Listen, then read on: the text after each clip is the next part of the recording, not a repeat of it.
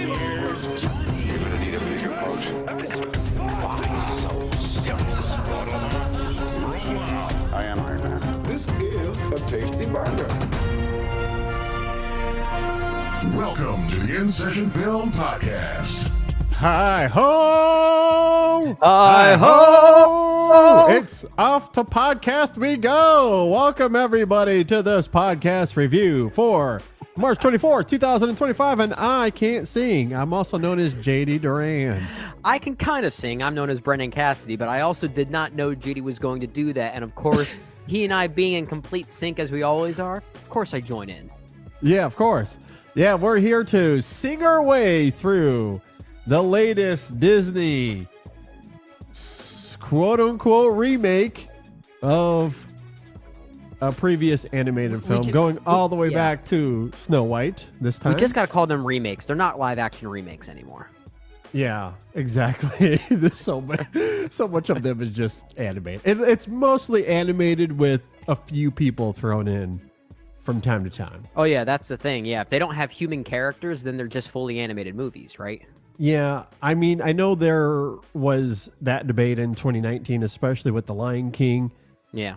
Let's just call it for what it is. That is a full-on animated movie. It's just a different type of animation. Yeah. But it's animation. It is. Absolutely. So, and look, Snow White at least has some tangibility in terms of a human cast, but yeah, it is awfully animated. Disney's Snow White, that is. I mean, we did kind of get the not animated, but the remake of Bambi in this movie in a way, didn't we? Yeah, I thought about that.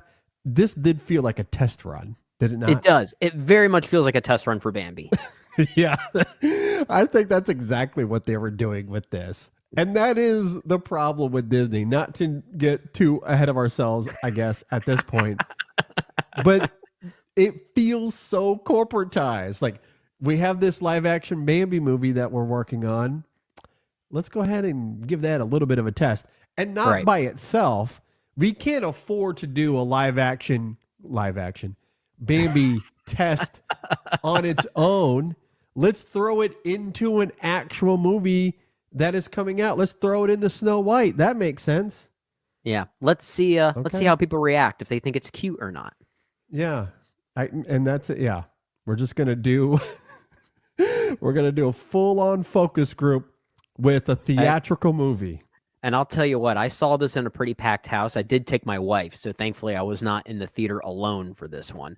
I'm not sure if a man sitting alone for Snow White, a man with a mustache sitting in the back would be the, well, you don't have a mustache, so it's less creepy. So I can't confirm or deny if I had shaved when I went. I might have shaved. I can't really remember, to be honest. Probably I definitely the went right by call. myself. It was probably the right call. The cleaner you look, the better you could probably get away with it. But I went and saw it in a packed house.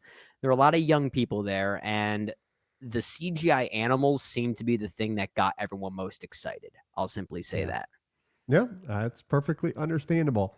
The kids in my audience, to be fair, they ate it up. They really did love this. So, as far as target audiences go, might not matter what Brendan and I have to say. It might not matter. We could probably make this a very short review, I guess. Exactly. It is a hit with the young demo. Yeah. Probably the primary target audience. And look, that's fine. That's I do all wonder. Disney wants to pander to. I do wonder if that's a universal thing, because from what I'm seeing, it looks like the movie is not tracking as well as Disney would have hoped, at least given the early numbers. But that's the problem, Brendan, when you're pandering to 7-year-olds. That's true. That's true. You're not going to get all of the 7-year-olds in the theater because most of them have these things called parents or guardians, and they have to determine whether they go to the theater or not. And I don't know if you know this or not. It costs $1 billion to go to the movies now. Oh, it's not like how it was before. Yeah, we also don't have homework anymore, so that could sometimes prevent anyone from going out. Yeah, look, we've had that conversation a million times. I'm obviously being a little bit facetious, but for sure. Yeah, I mean, if you're going to pander to a younger demographic to even to the family. I mean, it's obviously those movies are always going to do well to some degree or another. Sure. But man, live, it is so expensive to go to the theaters. And because Disney Plus is something that they prioritize and they have taught audiences that they can simply wait for it to come to Disney Plus. Yeah. So many families are not going to spend the $100 or more, $150 to go to the theater. We'll just wait for that thing to hit on Disney Plus in a few months. Honestly, a family of 4 going to the movies, that is about $100 on a Saturday easy. night, maybe. Yeah. Easy. I mean, as of a few years ago, I'm sure it's worse now. Brandy, myself, and Sam, as a trio, we haven't been able to go to the theaters, just the three of us, in a few years because of Andrew, of course. Sure. I think the last time that we went was Avatar, The Way of Water, and that was what, 2022? Yeah, 22. Okay, so the end of 22. So it's been a few years. It was, I guess that was like right before Andrew was born. And that was $60 easy for the three of us. Easy for the three of us. Yeah, that's insane. It's utterly ridiculous. So, yeah, if you have a family of 4, you're spending darn well close to 100 if you're not crossing that barrier, for sure. And if you have a big family, oh my, just forget it. That's why you got to save up as many credits, whether you be a Regal member or an AMC member, and get some free concessions by going to the movies as often as we do by ourselves. So that way we can treat our families when we actually go together. That's pretty much what you have to do. You got to that's game what I the do. system. Yeah. So when I bring my exactly. wife to the movie, we don't have kids yet, obviously, but when I bring my wife to the movies, I'm buying all of her concessions with my credits. That's basically what I'm doing. Yeah, a lot of the time that's what I'm doing with Sam when it's just him and I going, using all my points on him. That's usually how it goes. Honestly, if he has a good time, then it's worth it. Right? Yeah, no, I'm not complaining. It's just funny how that works out. Exactly. Before we get into this new iteration of Snow White, let's quickly talk about the animated film that came out in what, 1937? 37? I think it was 37. Yeah, first ever full-length feature animated movie, if I'm not mistaken. Okay, what are your thoughts on Snow White, the animated film, the OG? The OG, the actual. So I guess we got to also differentiate this a little bit more, right? This movie is called Snow White. That movie was called Snow White and the Seven Dwarfs. So there is a very clear distinction between the two. Disney made a very deliberate choice in titling it very differently, and we'll probably talk about why. So Snow White and the Seven Dwarfs. Now it's 13 dwarfs, but you didn't know that. Oh yeah, it's 13. But, spoiler alert, they've doubled.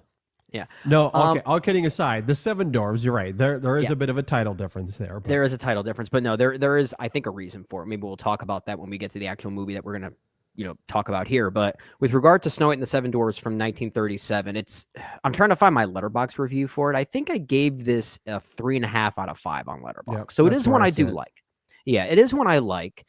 It's hard for me to rate it much higher than that, primarily because I think many of Disney's subsequent films would perfect the formula that Snow White created.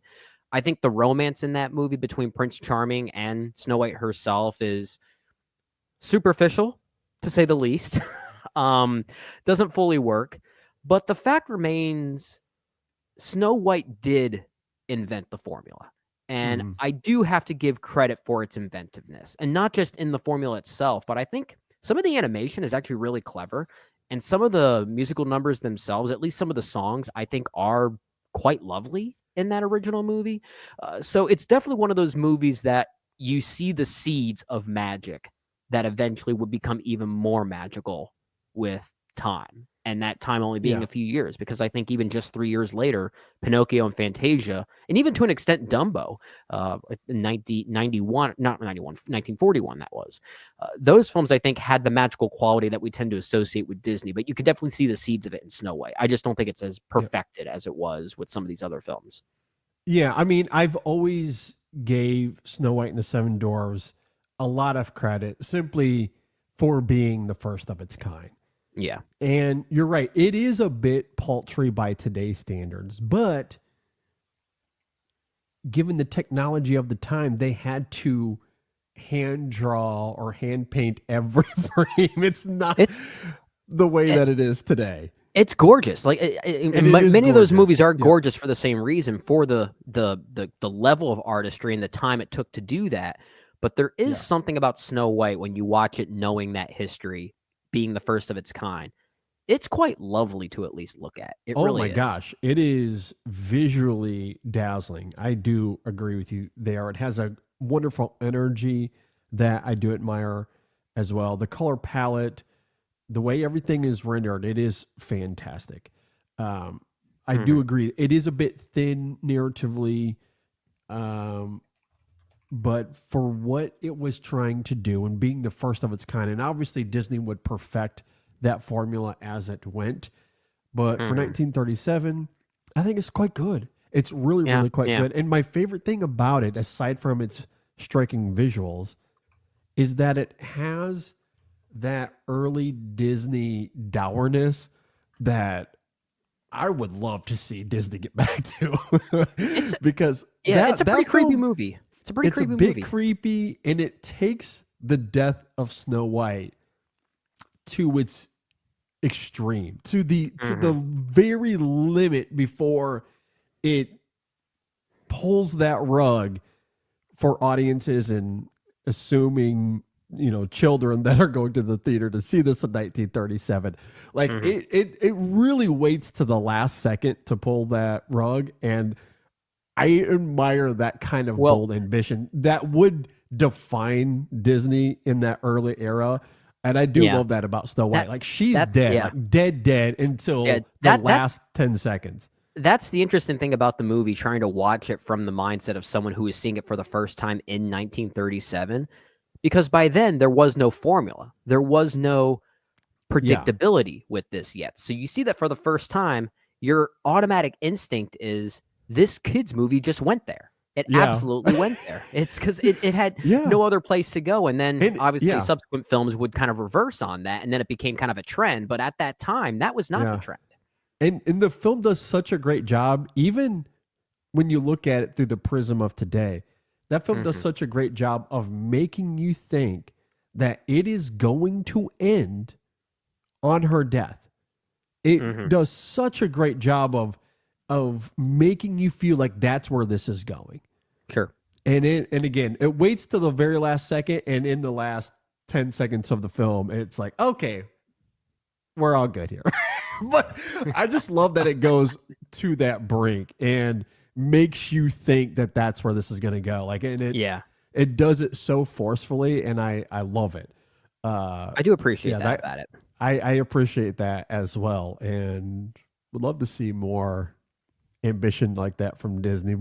Sadly we got to go to other studios these days to get it, but I've always admired that about Snow White. I've always admired that about early Disney, and why I've always had a fondness for Snow White and the Seven Dwarfs, and the music is really good too. There's a version of Someday My Prince Will Come that is performed by Miles Davis. I think he released it in 1961. It is one of the greatest jazz renditions of a Disney song I've ever heard. It is outright gorgeous. If you haven't heard it, go listen to it. Yeah. Okay. I haven't, so that'll be amazing. One I have to add to the list. It's amazing. Okay. Well, with that, let's go ahead and transition to this new film, simply titled Snow White. It is directed by Mark Webb. I feel like we haven't called out that name in a while. Yeah, that's what it says here. Mark Webb. He's still directing movies. Forgot about that, man. It's been a minute, I feel like, since we... Well, I need to look at his resume. What was the last thing of his that we discussed? The Only Boy in New York or something like that? Was that the last feature film he made? Last thing? It was around the same time he did that movie Gifted with Chris Evans. Yeah, I think you're The Only Living Boy in New York. Yeah, that was 2017. So, yeah, it has been 8 years since we've talked about a Mark Webb film. He's done some work with television, if I'm not mistaken. He's been busy on the TV side, yeah. Gotcha. Okay. That tracks. So That's all I'll say there you about go. that. That tracks. That tracks. All right. So anyway, now that we're look, this episode is probably just going to be us being distracted the whole time, but we're going to do our best to get through this. Directed by Mark Webb, and it stars Rachel Zegler, Gal Gadot, and man, I don't know where to go from there. Andrew Burnup as Jonathan. There's a lot of vocal performances here. I mean, it's honestly kind of a small cast, all things considered. I guess if we go through the 7 dwarves, we can name them off. We have Jeremy Swift as Doc, Titus Burgess as Bashful, Andrew Barth Feldman as Dopey, Martin Kleba as Grumpy, Jason Kravitz as Sneezy, and George Salazar as Happy, and not sure I'm going to get Sleepy right, Andy Grotuleshin. Nice try. Good enough. Tuleshin. I don't know. That's the best I got. I'm sorry. I guess we should also note, and this is where I was alluding to earlier, that this movie is very deliberately called Snow White, but it's not called Snow White and the 7 Dwarfs. Apparently, these 7 creatures are not referred to as dwarfs in this one. They're not dwarves, according to the way it was structured. That's at least my understanding with what Disney was trying to do with this. Yeah, no, I mean, the way they structure this, and I guess I'm getting a little ahead of ourselves, but Brendan brought it up, so it's his fault. You're welcome. Yeah, there is more world building here than what we get in the original animated film. And it kind of makes sense of like why they're depicted the way they are, for better or worse. But the film does go out of its way to offer up some specificity in that regard. Yeah. Okay. If you're not familiar with Snow White, a princess joins forces. You're totally wrong, Brendan, because here it says 7 dwarfs. It does not. It does not. Swear to God. A princess joins forces with 7 dwarfs to liberate her kingdom from her cruel stepmother, the evil queen. It does say that, doesn't it? What does the say heck? that. Disney was... So, I got the sense that they were so direct with trying to mask the fact that this was about dwarves, simply due to Peter Dinklage's comments about this movie some years ago, which I guess we can acknowledge. No, look, I think you are right, given what the film does. I just think it's hilarious. That's what Disney wrote for the synopsis. So, I wonder if that actually came from Disney. I don't know if and maybe that didn't come from Disney. I don't know. I could see that coming from Disney from a marketing perspective. Of course, she teams up with 7 dwarfs because that's what you know, and this is all about nostalgia. Yeah, even though they refer to themselves as just magical creatures. Yes, which makes sense in the context of this film. Speaking of, let's get into it. Snow White, Brendan, what say you? Oh, I'm going to sound like a hypocrite. I'm going to sound like such a hypocrite with this one. Let's talk about these Disney live action remakes, quote unquote live action remakes, for just a second, because you and I have talked about this at length, JD. There are certain things we look for with these movies, and it's mostly things Disney is not giving us, you and I in particular, and many people in our circle are looking for similar things. We don't like to see shot-for-shot remakes. We don't like to see these movies overly baked in nostalgia. We want to see these movies, if you're going to remake them, especially one that is an iconic representation of the Disney canon, we want to see new interpretations, something that can at least bridge the gap between the familiar and the new. This Snow White is very much doing that. There's a lot here that is very different and very new. It is absolutely expanding on the lore that the 1937 film created. I respect that. I really do. And yet I still think it's one of their worst ones. So like that's where I feel like I'm kind of a hypocrite here, is that this one is actually doing what I've been asking for. It just doesn't succeed in doing that. And I think it really does come down to a particular name we spent some time getting distracted on, and that was Mark Webb. The biggest sin this movie commits is that I feel like out of all of these, it is the one that feels the most directionless. Maybe the best word I can describe is that it feels the most anonymous from an artistic standpoint. It didn't offend me nearly as much as, say, The Lion King or Pinocchio. But with those films, while it's not a good vision, I can at least sense what those directors brought to the table. Like, I could see some of the Robert Zemeckis isms in that Pinocchio, for worse, not for better, for worse, for sure. But I can see what he would normally bring to that. Same with The Lion King. I could see what Jon Favreau was trying to do from a technical standpoint, given the animation that they were testing the waters with, especially coming off the heels of The Jungle Book. I could sense that. I couldn't sense anything from a directorial effort here. And I think that's also because Mark Webb is such a journeyman in many ways. You look at his filmography, there's very little tonal consistency. Even his 2 Spider-Man movies that he did with Andrew Garfield are so disconnected tonally from one another. It's hard to believe they came from the same person. So it's just the one that feels the most muted by comparison to all of the other ones. And that makes it one of my least favorite, because I just feel like it's the one that out of all of these, it is expanding on different things that I appreciate, but artistically, I think it's also trying the least in many ways. And that just makes it feel it's the most forgettable one, I think, which almost feels like the worst thing to say about these that have been so forgettable already. So I didn't care for it. All right. I think we are through here. I don't think there's much more we can add to the conversation. I agree with Brendan. I don't think this is a full-on disaster. All joking aside, we're trying to have fun with this because ultimately we're not very high on the film. Right. But if you want to remove the jokes for a moment, I don't think it's a complete disaster. I think there are some good things here, particularly Rachel Zegler as Snow White, I think is excellent. She is the glue, the backbone to this film.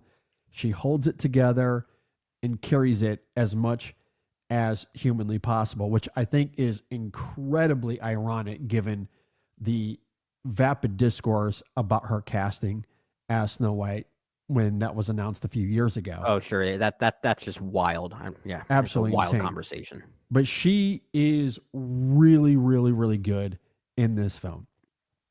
But sadly, she can't always hold it together because it is falling apart at the seams for all the reasons that Brendan is talking about. And it is frustrating because it does fundamentally do what we want these remakes to do. It's not regurgitating the same formula of the original Snow White. It does expand on this world. It does create this magical forest.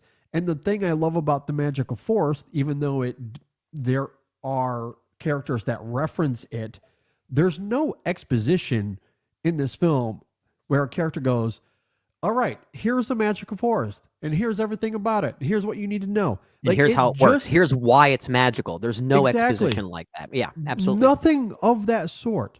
We hear about a forest. We know that it is there. And we simply find out about its magic through visual storytelling, which I think is really clever and astute filmmaking, which makes sense of the Seven Dwarf characters and how they're rendered the way they are, despite the controversy and why they're CGI to begin with. But that aside, the film does do a good job of creating this vivid distinction of why they look the way they do comparatively to the human characters in this film, because they are simply a part of that magical forest. Yeah. So we're told that they're like 300 years old. They look uniform to the forest and everything there and how it functions and feels. And that, I think, is compelling. I like that. Good job. Sure. Yeah. In theory. In theory. In theory. Now, the CGI itself, not Disney's best efforts. Not great, Walt. It's not great. Yeah. I love the idea I love that we're not told about these things. Like there is a lot to like here. The film just doesn't really get there in execution, and that is ultimately my problem with it. Another issue that I had, and I can't really articulate this because I'm not a musician like Brendan is. However, to me, there was something jarring about the music to this film in the sense that it is regurgitating some of the original songs, of course, but they are updating it a little bit. However, the way they write musicals now is so different from how they were written and composed in 1937.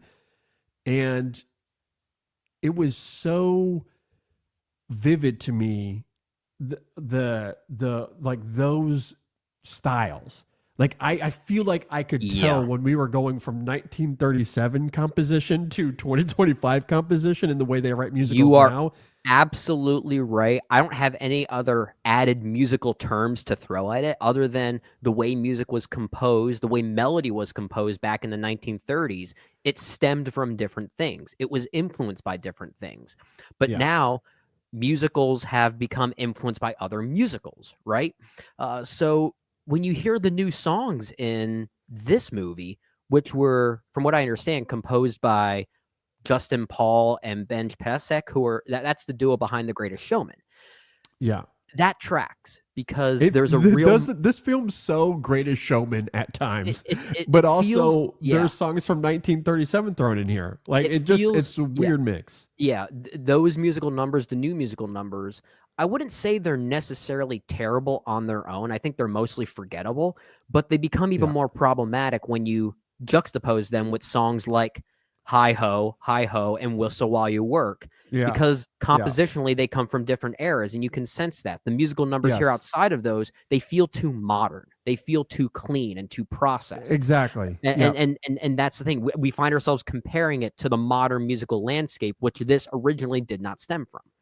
Exactly. There is a really noticeable difference between the two styles. Yeah. And it becomes distracting. At least it did for me.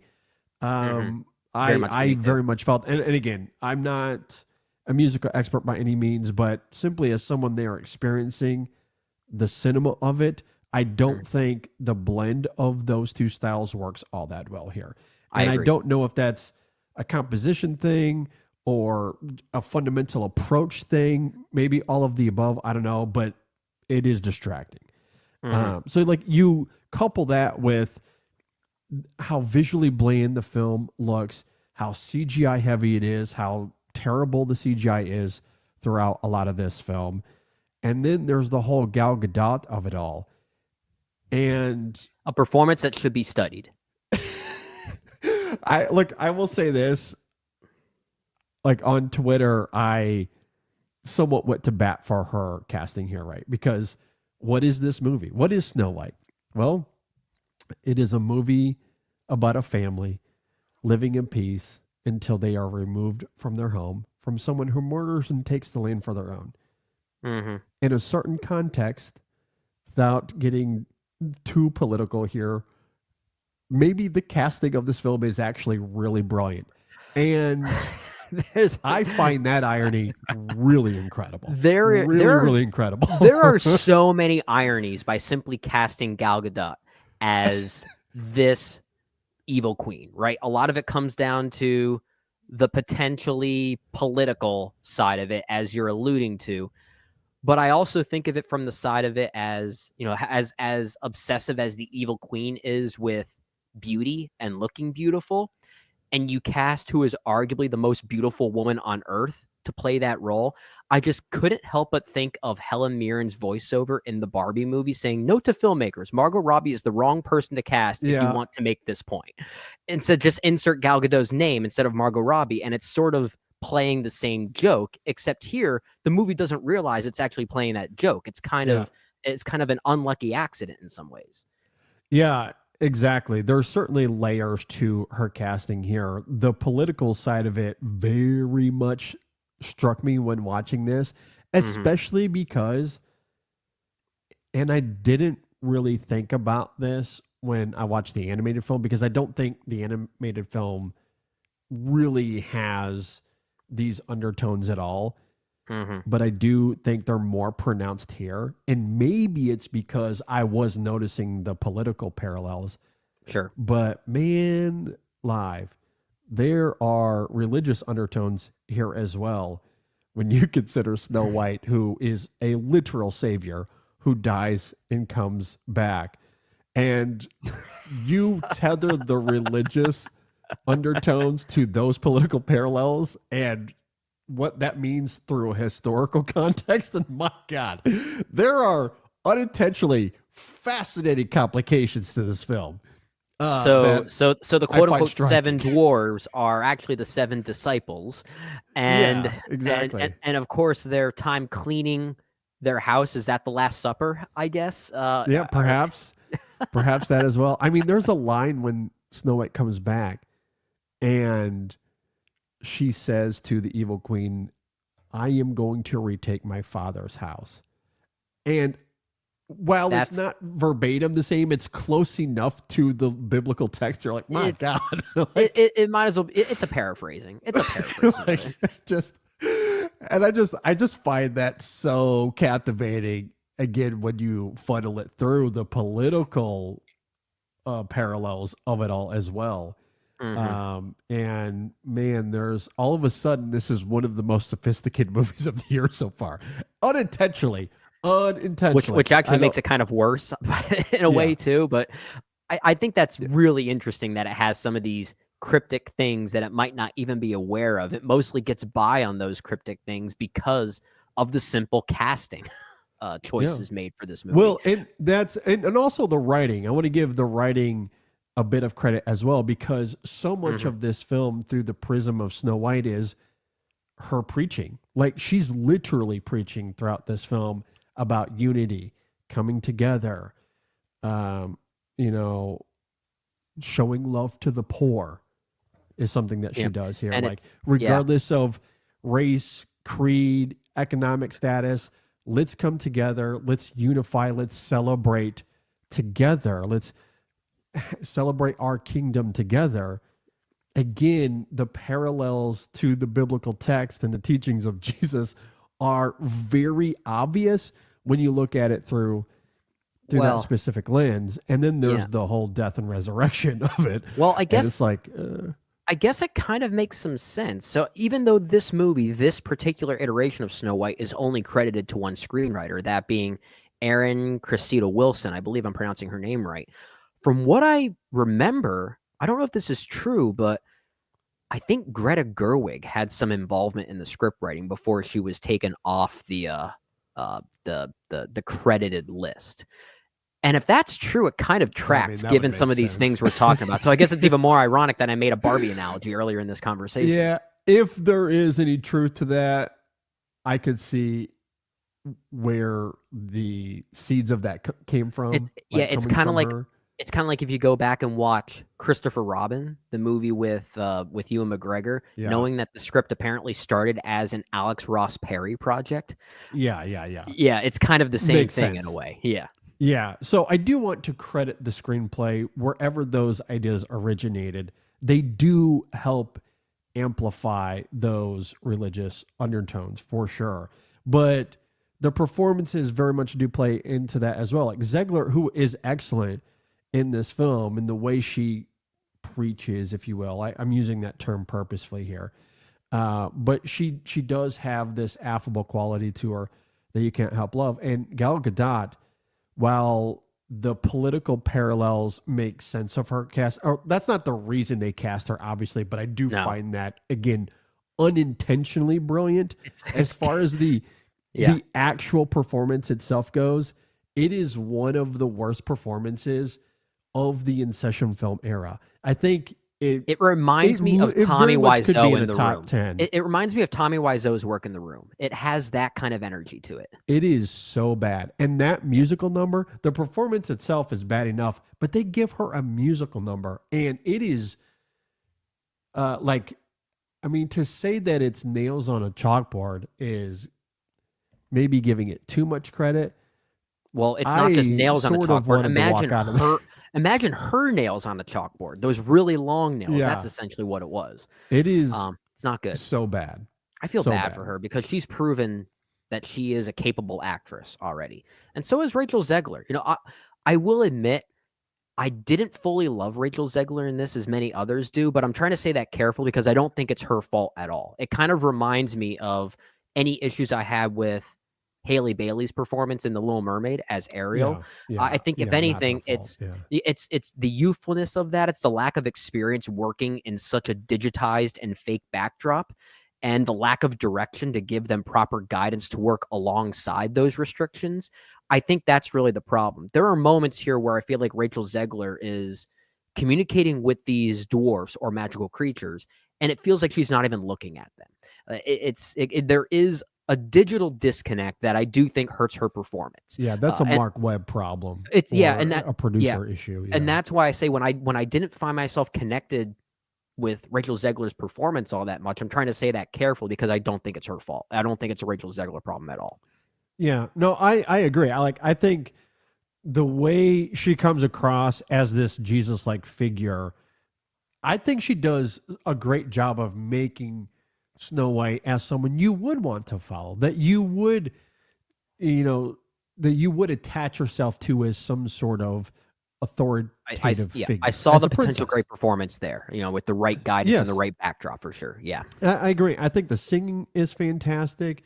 Oh, sure. And the way she treats the dwarf characters from her perspective, like it's not her fault how they digitize the movie, but the way she is acting toward these characters, there is something really charming and endearing about it. Again, you do wish that the CGI and the rendering of it all was a lot more sharp, but I think from her perspective, she does her damnedest to carry the film. She has no chemistry whatsoever, though, with Andrew Burnap. That's really my biggest, and I wouldn't say criticism, but Burnap and Zegler, whatever the issue is there, that did not work for me either. Well, I liked him in his individual moments. I actually thought he was very charming in some of his individual moments that didn't necessarily involve the chemistry between them. I think when he's interacting with his own group of bandits, he's actually very charming. I think when he's being taken prisoner, when he pushes back against the evil queen, I think he's very charming. So like I could, again, it's kind of like with my problem with Rachel Zegler. It's not a problem on the actors. It's a problem on how they're directed and how they're asked to do certain things that they just might not have the experience doing. I could sense good performances out of them. And we know, at least with Rachel Zegler, she has the ability to carry a movie. She's done it before. She made the romance work in West Side Story opposite Ansel Elgort. So that's a good point. Yeah. So she knows how to do it. Yeah. No, I agree. I think individually they both have something to offer here. And we've talked about this in recent years. I'm trying off the cuff here to think of an example. So forgive me if I'm not able to. But we've talked about characters on screen who are able to electrify a romance despite limited screen time. I don't think that really comes across here. And part of it is the storytelling. It is the storytelling. I don't think is really great. Like, it's uneven. The editing here isn't fantastic by any stretch of the imagination.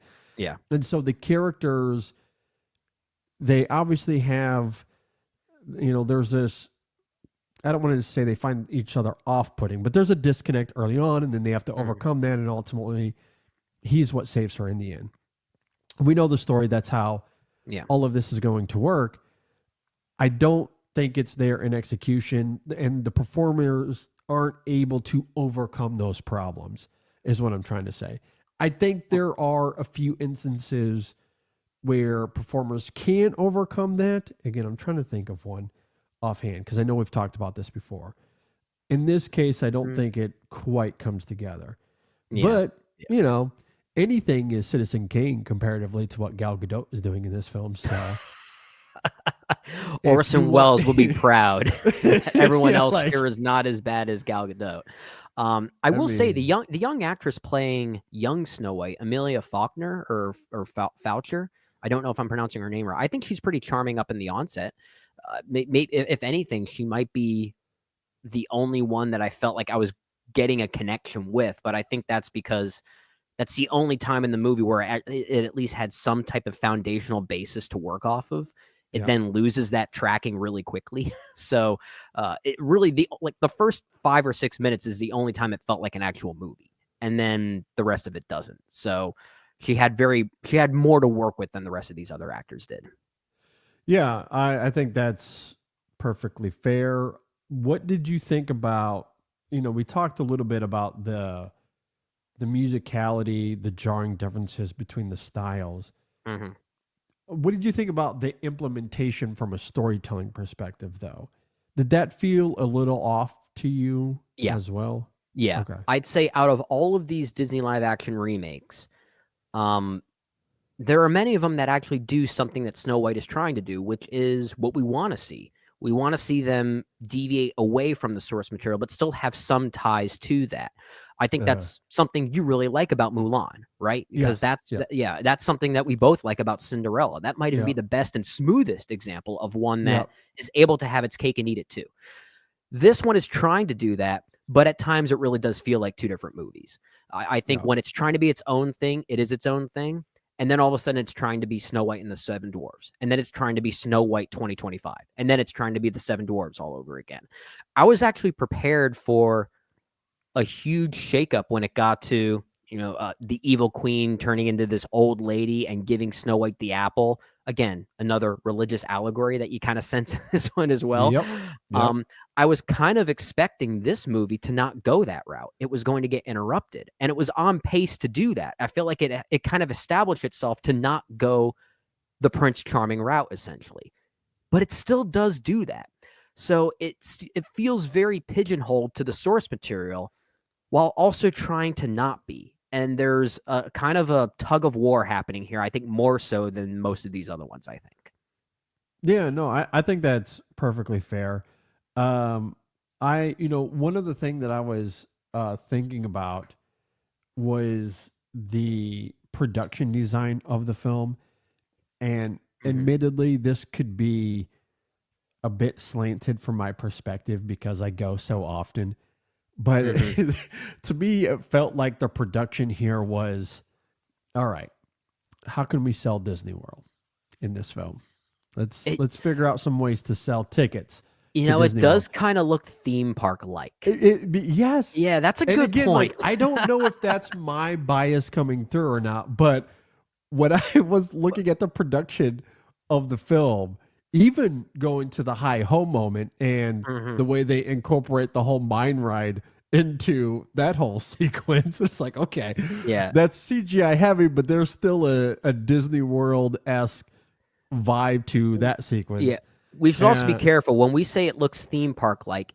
We don't mean that it looks lived in. Like, it doesn't have the tangibility of an actual theme park, but it looks like they're taking like visual cues of what could already be at Disney World in a way. The one element of the film that probably does have some tangibility is the village itself, like just outside the castle. So much of what happens in the castle is in some sort of studio somewhere. It's the forest is obviously all CGI. But there is the one element of the film before you get to the forest that's just outside the castle where the main villagers work and live.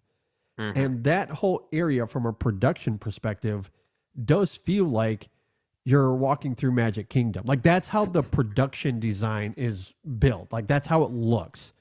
It looks like the theme park.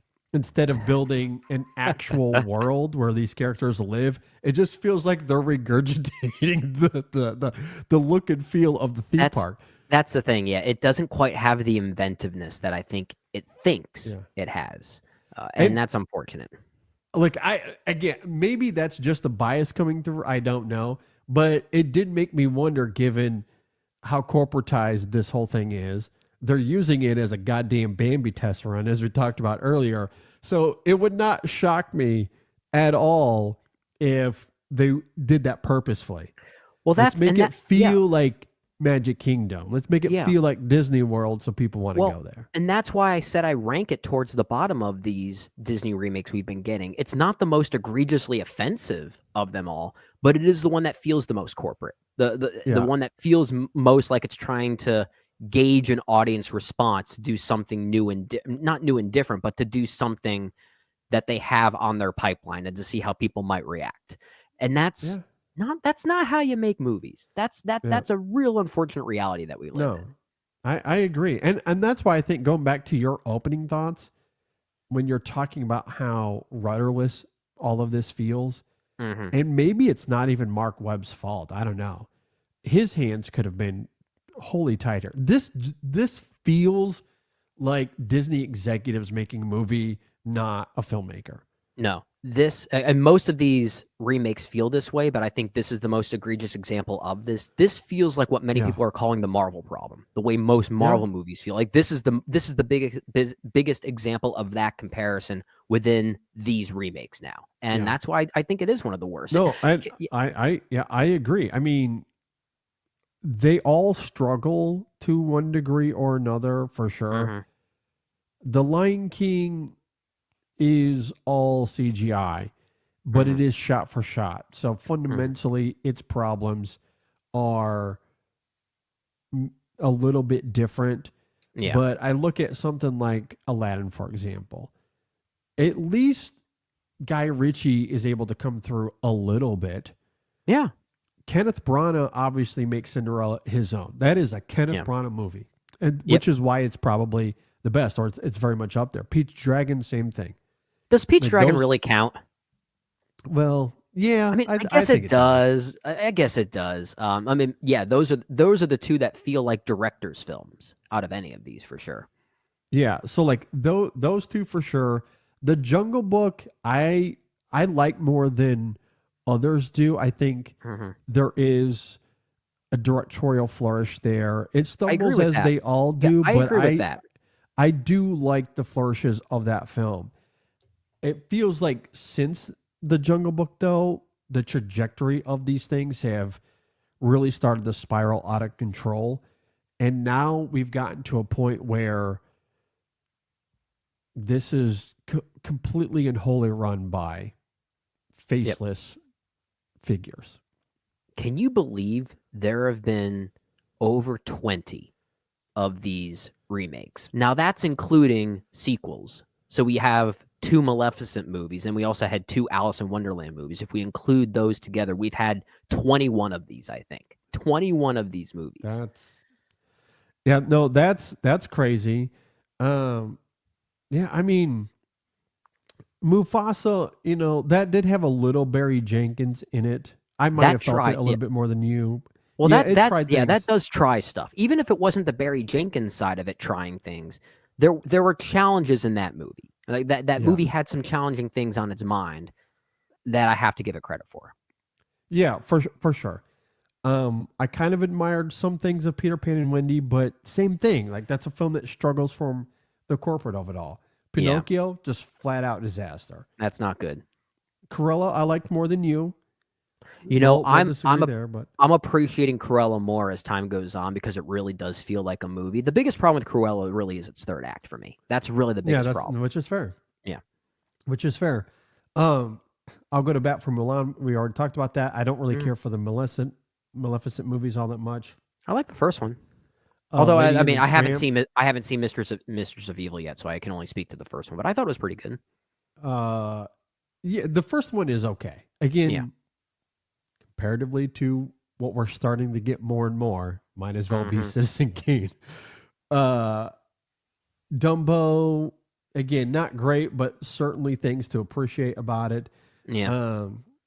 I mean, just all of these movies feel mostly uninspired, but at times they let their filmmakers do interesting things. That's kind of the best way I can describe them.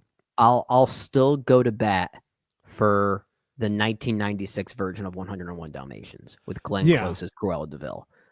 Well, and that I feel like lives on an island all by itself. That was that predated this whole movement. It's almost unfair to kind of couple it with this you can almost call it a franchise at this point now. That feels so disconnected from this movement. Maleficent came out before Cinderella did. I've always in Yeah. my mind considered this new era was Cinderella, but I guess Maleficent did come out a year beforehand. That is Yeah. interesting. Yeah. Okay. Well, at any rate, do you have any other thoughts on Snow White? I think we've covered it. No. I think I'm good. Yeah, I mean, it's just not a good movie. It's not a good movie. I hadn't really thought about a ranking, but as we're talking here and I'm looking at the list, I don't know. Okay. I will put it above Pinocchio. Okay. It's I will I think put it above Zemeckis Pinocchio. it is definitely above Pinocchio. I think it's still above The Lion King because it didn't offend me as much. Yeah, that's fair. I'll still take it over Tim Burton's Alice in Wonderland. I'll take it over Alice in Wonderland as well. Yeah. I'd probably take it over Beauty and the Beast. Okay. We will have some disparity there. Yeah. I certainly take it over Christopher Robin. I like that movie a lot less than you do. Yes. I like Christopher Robin. Yeah, I didn't care for that. But But still, it's hovering in like the bottom 5 of these nearly 20 or even 20 plus movies that they've done here. I think there's maybe 2 that I would say, or I would have this, like I would have it. I've had Pinocchio below this, and maybe Lady and the Tramp, and that's about as far as the list goes for me. The Lion King. I will have to think about, because you are right. The Lion King makes me want to punch someone in the face, but the material, like the floor for that film is high because it's the Lion King. So it is shot for shot. It's not quite as good in execution, but it's still got the Zimmer score. It's got the same story that I love. I just think they butcher it in execution. It is a bad movie, but I think it has a higher floor than what the ceiling of Snow White gets to, I think. I'd have to wrestle with that a little bit more, but that, I think, is where I sit at the current moment. Okay. So we're overall not too far off. It sounds like we both have it hovering in that bottom 5 range out of all. It's in the bottom 5. Yeah, but maybe bottom 3. I think I'm at bottom 3 right now. Okay. Yeah, I'm close to that. Yeah, it's still not great. Still not great. Not good. I still love the irony, though, of the casting and the political angle of it. Yeah, I think that is subtly brilliant. Gosh, so intentional. Let's give Disney all of the credit for that one. And look, whoever the casting agent was here, or the casting director, excuse me, if she cast Gal Gadot secretly with that in mind, the Oscar should begin and end with whoever that is. Like, and I mean like end the award, because that is incredible. Like the first and only ever Oscar to go to casting director to that person. And then that's it. That's the entire existence of the award. Tiffany Little Canfield and Bernard Telsey. Give them both Oscars if that's the case. If they did that intentionally, quietly, incredible. Absolutely incredible. For sure. All right. If you agree or disagree with anything we had to say here, you can leave a comment below if you're watching on YouTube. If you're listening on Apple Podcasts or Spotify, hit us up on social media, Facebook, Twitter, Instagram, Blue Sky. You can always email us in sessionfilm@gmail.com. All right, we have one more review coming up this week. Sticking with the animated theme, we're going to be talking about The Day the Earth Blew Up, a Looney Tunes movie. Look forward to getting into that here shortly, so you can be on the lookout for that. And episode 629, it is available right now. You can go and check that out. We have a really great time deciphering the 5 animated films that Brendan and I are going to pitch to Hollywood next. A lot of these I want to see now. look, given where we're at with Snow White and the whole Disney live action remake saga that we're in now, I don't trust Amy Pascal at all. I don't. Warner Brothers, they don't even like movies. They just flat out hate movies now. No, it's a commodity. So we eventually decided, you know what? We're going to have to sell these to the Ketchups, the Neons, and the A24s of the world. That's who we're probably going to target with these live action remakes of these animated movies. So we'll see what we can do. We'll see what we can do. Morbid. The day the earth blew up, indeed. Exactly. So, with all of that said, go check out episode 629. Though it was a lot of fun. We talked about, speaking of morbid, we talked about My Fair Lady. Wow, that is a film morbid movie. Does not hold up. That film does not hold up. But it was fun to talk about. It was fun to talk about. Yeah, not fun to watch for me though. Yeah, it was not a fun watch though, for sure. All right, with all of that said, thanks for listening, everybody. Thanks for watching. We'll see you next time on the Essential Film Podcast. Zegler innocent. She's totally innocent.